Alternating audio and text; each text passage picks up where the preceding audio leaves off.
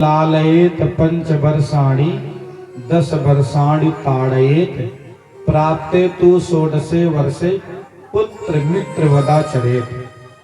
5 साल से कम उम्र के बच्चों को मारना पीटना नहीं चाहिए।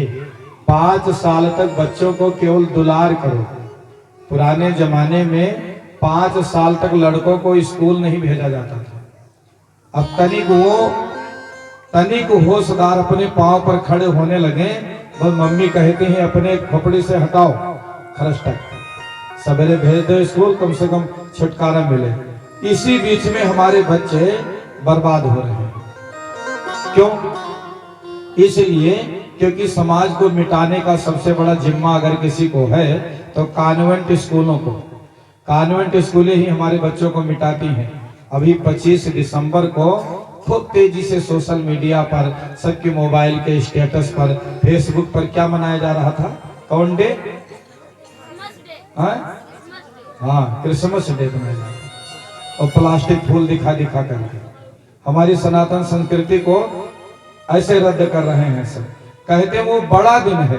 आप लोग बताओ, दिसंबर में बड़ा दिन होता है? और जबकि 25 दिसंबर जो है वो तुलसी महोत्सव होता है। उस दिन तुलसी महोत्सव होता है, उसको हमने गायब कर दिया बड़ा दिन, जबकि बड़ा दिन होता है 21 जून को। ये आप हमारी बात ना मानो, ज्योतिष शास्त्र कहता है कि साल भर में सबसे बड़ा दिन कब होता है? 21 जून को, जिसको अंतरराष्ट्रीय योग दिवस के रूप में हम लोग मनाते हैं। लेकिन अब हमारे बच्चों को कैसे कुछ जानकारी मिले? 5 साल तक बच्चा मम्मी और पापा के पास रहता था, माता पिता दादी दादा के पास रहता था। अक्षर ज्ञान तो मम्मी भी करा सकती है बच्चे को। तो 5 साल तक रहता था, उसमें गिनती पहाड़ा बगल में लेटाओ, पढ़ाती रहो। 2 1 2 2 2 4 आप भी पढ़ा सकती हो। परिवार में जो बच्चे पढ़े वही पढ़ावे। परिवार का संस्कार 5 साल तक सिखाया जाता था। अब वो तनिक अपने पैर पर खड़ा हुआ तो संस्कार खत्म, सीधे भेज दो। तो लालेत पंच वर्षाणि 10 वर्षाणि ताड़ेत। 5 साल का बच्चा हुआ दुलार करो, मारो पीटो ना। 5 साल से कम उम्र के बच्चे को मारेंगे तो गदहा हो जाएगा। क्या हो जाएगा माताओं बहनों? गदहा। सास बहू झगड़ा करती हैं तो बहुरिया अपना क्रोध किस पर दिखावे? सास तो बहू पर दिखाए दे और बहू अपने बच्चों पर दिखावे, पीट पाट किनारे कर दे। एक बच्चे गलती तो तीनों मारी, और एको ना गलती तो सास ससुर का क्रोध है बच्चन पर उतारी। दूसरे गांव वाली बहुत मार थी लड़के ने। तो 5 साल तक बच्चों का दुलार करें, मारेंगे तो गधे हो जाएंगे। गा माने गलत, धा माने धारणा। उनकी धारणा हो जाएगी कि मरबे तो करिए और क्या करेंगे। इसलिए 5 साल तक मारो ना, और 5 साल के जब पूरे हो जाएं, 6वें साल में प्रवेश करें, तब 10 वर्षाणि ताड़येत। शास्त्र कहते हैं कि 10 साल तक ताड़ो, उनका डांटो, मारो, समझाओ, आवश्यकता पड़े तो पिटाई भी करो। कब तक? 15 साल तक। 5 साल दुलार के और 10 साल सुधार के, हो गए 15 साल। प्राप्ते तु षोडशे वर्षे। और जब बच्चा 16वें साल में प्रवेश करे, बाप का जूता बेटे के पांव में आने लगे, तब हमारे शास्त्र कहते हैं पुत्र मित्र वदाचरेत। उसको अपने निगरानी में रखो, लेकिन मारो पीटो ना, लाठी डंडा ना उठाओ। हर बात को मित्र की तरह समझाओ, तो परिवार में कोई खटपट नहीं होगी।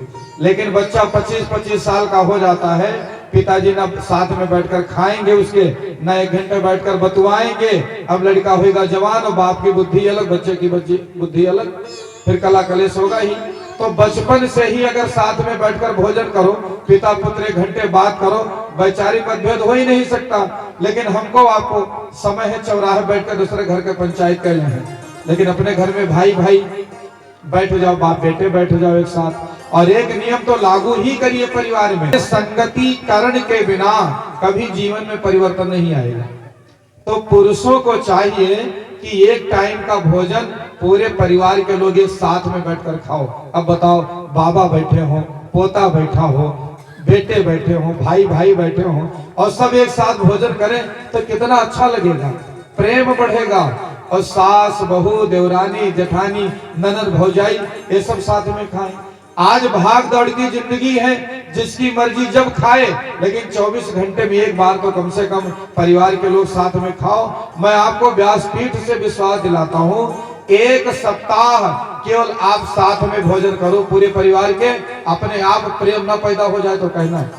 तो पहला भोजन, दूसरा भजन, पूजा पाठ जो करते हैं करो, लेकिन शाम को चाहे रात के 10 बजे एक नियम बनाओ कि 5 मिनट हम लोग करेंगे जयते जय गायत्री माता, जिसमें बाबा भी रहे, पोता भी रहे, बहू भी रहे, पूरे परिवार के लोग खड़े होकर के केवल 5 मिनट आरती कर लो एक साथ में। अगर ये प्रेम ना पैदा हो जाए घर में तो कहना कलह कलेश अपने आप भाग जाएगा।